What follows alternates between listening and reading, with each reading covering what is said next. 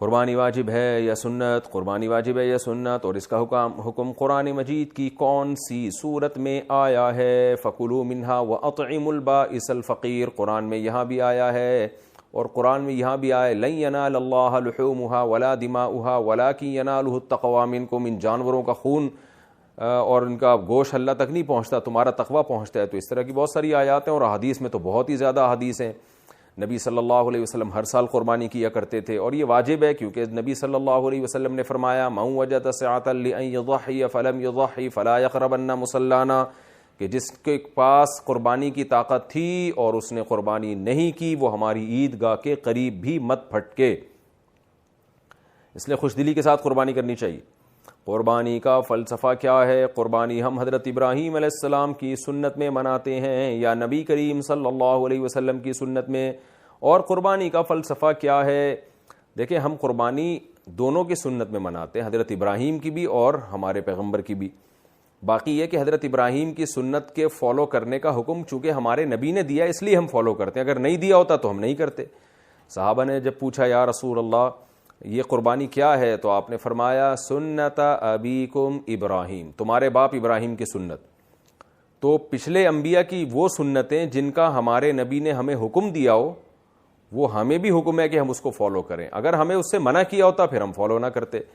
باقی اس کا فلسفہ کیا ہے؟ فلسفہ وہی ہے، جب نبی نے بتا دیا کہ بھئی یہ تمہارے باپ ابراہیم کی سنت ہے، تو جو فلسفہ ابراہیم علیہ السلام کا تھا وہی ہمارا ہے۔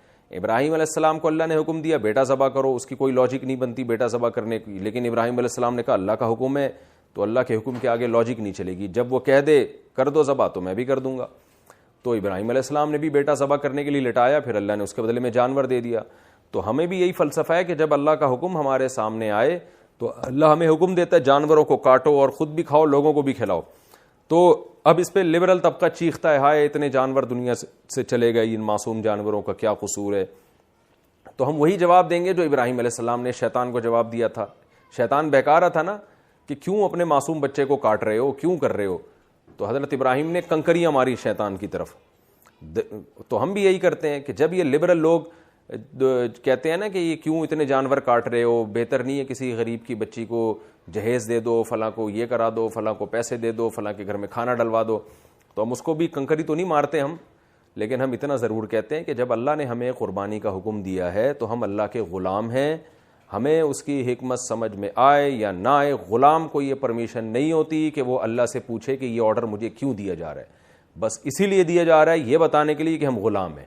تو ہم اپنا غلام ہونا ثابت کرنے کے لیے جانوروں کو قربان کرتے ہیں، یہ بتانے کے لیے کہ یہ جانور بھی اللہ نے پیدا کیے اور ہمیں بھی اللہ نے پیدا کیا، جب وہ ہمیں حکم دے گا کہ ان کو کاٹو میرے نام پہ تو ہم کاٹ دیں گے۔